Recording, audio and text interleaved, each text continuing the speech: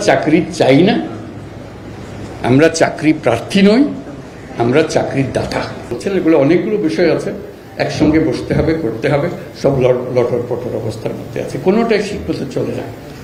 কাজে এটাকে ঠিক করা এবং সবাইকে সমর্থন দিতে হবে। আপনারা যদি বলেন যে না এটা পারতেছে না, তাহলে বাদ দাও, তাহলেও শেষ ওখানে শেষ। আপনার সামনে সবচেয়ে বড় চ্যালেঞ্জ কোনটি?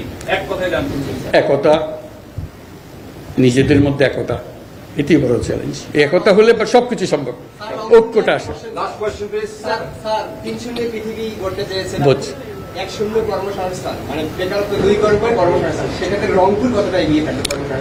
সবাই এগিয়ে থাকবে। আমি কর্মসংস্থান সরকার করে দেবো এটার কথা বলতেছি না তো। আমার কথাটা হলো আমরা চাকরি চাই না, আমরা চাকরি প্রার্থী নই, আমরা চাকরির দাতা প্রত্যেকে। কাজে সেই জিনিস এই আয়োজন, এটা আয়োজনের বিষয়। কাজে প্রত্যেকের মধ্যে শক্তি আছে, একজন পারে একজন। এটা পৃথকভাবে এখন আমি তো ডিটেলসের জানি না। রংপুরে যখন আসতাম তখন অনেক কথা জানতাম, বহুবার এসেছি, বহুবার গেছি। কাজে এখন আবার নতুনভাবে দেখতে হবে কোনটার কি অবস্থা। সব কিছু সম্ভব। যন্ত্র যেটা আমরা নিজেদের জন্য তৈরি করেছি এটা পচে গেছে বলে কিছু হচ্ছে না। যন্ত্র যদি ঠিক মতো সব কিছু সমাধান আছে। কাজে এখন আমরা যন্ত্রটা ঠিক করি আগে, হলে কাজ করতে থাকবে।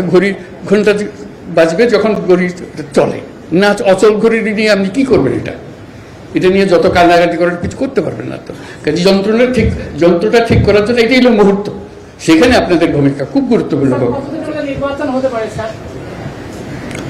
এইটা তো কেউ বলে নাই এখনো। আলাপ হলে তখন দেখা যাবে কতদিনই হলে ভালো হবে, যেটা আপনারা বলেন। এটা থেকে কারো কোনো এমন না যে এটা আমি এক্ষুনি করে দেবেন, বললে করে দেবে, কি আছে। যে করলে ভালো হবে কি ভালো হবে না সেটা আপনারা বিচার করেন আগে, নিজেদের চিন্তা করেন কতদিন হলে ভালো হবে। শেষ প্রশ্ন, এটাই শেষ।